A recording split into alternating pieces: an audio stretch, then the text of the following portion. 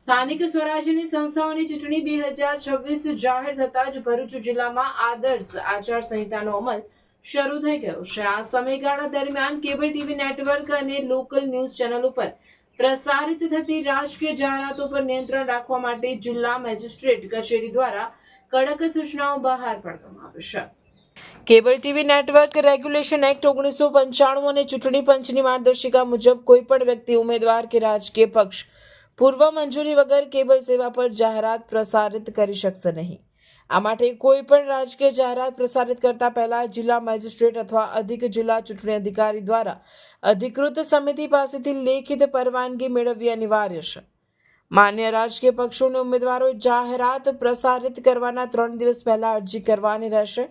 અન્ય કિસ્સાઓમાં પ્રસારણના 7 દિવસ પહેલા અરજી કરવાની સાથે આ નિયમોનું પાલન કરવાનું રહેશે।